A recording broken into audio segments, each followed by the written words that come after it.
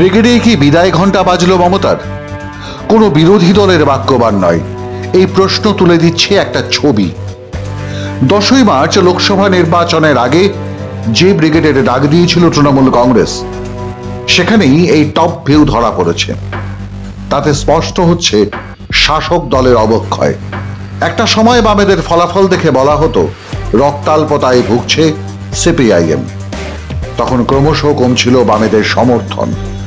2024-এর ব্রিগেডেও যেন সেই ইঙ্গিত দিয়ে গেল তৃণমূল কংগ্রেসের কাছে। ব্রিগেডে অভিনবত্ব দেখাতে র্যাম্প তৈরি করা হয়েছিল, কিন্তু অনেকে এখন প্রশ্ন তুলছেন ভিড় হবে না বুঝেই কি ব্রিগেডের একটা বড় অংশ ভরাট করা হয়েছে এই র্যাম্প দিয়ে। এক একটা র্যাম্প লম্বা 330 মিটার। ছবিতে দেখা যাচ্ছে র্যাম্পের লাগোয়ায় যা ভিড় হয়েছে, অর্ধেক মাঠ প্রায় খালি, বিক্ষিপ্তভাবে ছড়িয়ে আছে লোকজন। এই একটা ছবি বড় প্রশ্ন তুলে দিল শাসক দলের অনুগতদের সমর্থন নিয়ে।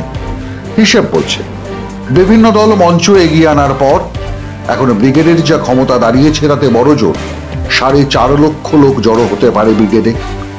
আবার ভূমি দপ্তরের এক হিসেব বলছে রাজনৈতিক মঞ্চ করবার পরও ব্রিগেডের আয়তন দাঁড়ায় 3.6 লক্ষ বর্গমিটার। প্রতি বর্গমিটারে একজন করে দাঁড়ালে লোক সমাগম হতে পারে 3.5 লক্ষের কাছাকাছি। ফলে এই দিনের টপ ভিউ দেখলেই নিজেরাই বুঝতে পারবেন তৃণমূল কংগ্রেসের ব্রিগেডে কত ভিড় হয়েছিল। অথচ কয়েক মাস আগেই গত বছরের 24শে ডিসেম্বর ব্রিগেডে যে লক্ষ কণ্ঠের গীতা পাঠের আয়োজন করা হয়েছিল, তাতে ছিল স্বতঃস্ফূর্ততার সমাগম। আনন্দের সঙ্গে লক্ষাধিক মানুষ জড়ো হয়েছিলেন সেই অনুষ্ঠানে। সেই শঙ্খনাদ ছড়িয়ে পড়েছিল দিকে দিকে। বিজেপি এই অনুষ্ঠানের আয়োজন করেনি, তবু এই মঞ্চই বুঝিয়ে দিচ্ছিল আগামী দিন গেরুয়া ঝড় উঠতে চলেছে বাংলায়।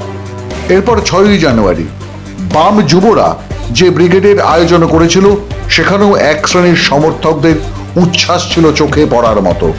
বোঝা যাচ্ছিল রাজ্য সরকারের দুর্নীতির বিরুদ্ধে জেগে উঠতে চাইছে ঘুমন্ত বাম সমর্থকরা। কয়েক মাসের ব্যবধানে ফের ব্রিগেড। এবার ডাক দিয়েছিল খোদ শাসক। লোক টানার যাবতীয় ব্যবস্থা করা হয়েছিল। জেলায় জেলায় তুলে নেওয়া হয়েছিল বাস, যার সবকটাই ছিল ব্রিগেডমুখী। তবু এই ভিড়। ফলে বোঝা যাচ্ছে তৃণমূলের ব্রিগেড যতটা গর্জালো ততটা বর্ষালো না। বন্ধুগণ, আমরা যখন এখানে আসছিলাম মোবাইলে দেখছিলাম ভাইপো বড় বড় ডায়লগ দিচ্ছিল, এখন পিসি ডায়লগ দিচ্ছে। ভাইপো বলছিল আগামীর রায় নাকি কি সব এসব বলে বেড়াচ্ছিল। আমি ভাইপোকে এই মঞ্চ থেকে বলছি ভালো করে লিখে রাখুন, আগামীর রায় চোর ভাইপোর বিদায়। এটাই আগামীর রায় হতে চলেছে, এটাই আগামীর রায় হবে।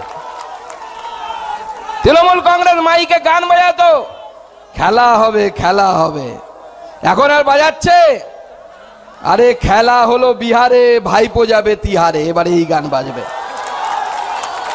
খেলা তো বিহারে হয়ে গেল। সরকার ছিল লালুর, লালু আউট, মোদি ইন। লালু চলে গেল, মোদি ঢুকে গেল, আর ভাইপোর এবার টাইম আসছে। আপনারা সবাই তৈরি হন। আজকে সন্দেশখালীর এত মা যাদের সাথে আমি আসার সময় দেখা করে এলাম, আজকে এই মায়েদেরকে আমি সবার আগে প্রণাম জানাতে চাই। আমি নিজের হৃদয় থেকে বলছি, যে লড়াই আপনারা দিয়েছেন, এই লড়াই আপনাদের লড়াই দেখে আমরা সাহস পেয়েছি লড়াই করার। সেজন্য আপনাদের চরণে আমি প্রণাম জানাই, বারবার প্রণাম জানাই। 2014 থেকে 2019 লোকসভা ভোটের সময় যদি চোখ রাখি, তাহলে বোঝা যাবে তৃণমূল কংগ্রেসের এই অবক্ষয়ের ছবিটা আরো স্পষ্ট করে। 2019-এর 19 জানুয়ারি ব্রিগেডের ডাক দিয়েছিল তৃণমূল কংগ্রেস। সেখানে বিজেপি বিদায় ঘণ্টা বাজাতে জড়ো হয়েছিলেন বিজেপি বিরোধী নেতারা।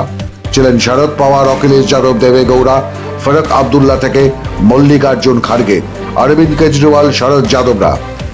সেবার এমন হাওয়া তোলা হয়েছিল যেন মমতা বন্দ্যোপাধ্যায় এই প্রধানমন্ত্রী হলেন বলে। কিন্তু তারপরে গঙ্গা যমুনা দিয়ে অনেক জল বয়ে গেছে। বদল ঘটেছে বিরোধী সমীকরণে। ইন্ডিয়া জোট গঠনের পর খোদ মমতাই এখন একা লড়ার কথা ঘোষণা করছেন। দিল্লির ক্ষমতা দখল এখন কার্যত নিশ্চিত এনডিএর। এই পরিস্থিতিতেই তৃণমূল কংগ্রেসের ব্রিগেড চুরি আর দুর্নীতির বোঝা নিয়ে তা যে একেবারে ভেঙে পড়ার মুখে, এই ছবিটাই তা বুঝিয়ে দিচ্ছে। 5 বছর আগে বিজেপির বিদায় ঘণ্টা বাজানোর জন্য যে ব্রিগেডের আয়োজন হয়েছিল, এবার তাই যেন কটাক্ষ করছে মমতাকে, ফিরিয়ে দিচ্ছে। ছবি যেন বলছে বিসর্জনের ঘণ্টা বেজেছে তৃণমূলে। এ ব্যাপারে আপনার কি মত? কমেন্ট করুন। প্রতিবেদন পছন্দ হলে লাইক করুন। আপনার মতামতই সঠিক খবর তুলে ধরতে উদ্বুদ্ধ করবে আমাদের। মাধ্যম ব্যুরো রিপোর্ট।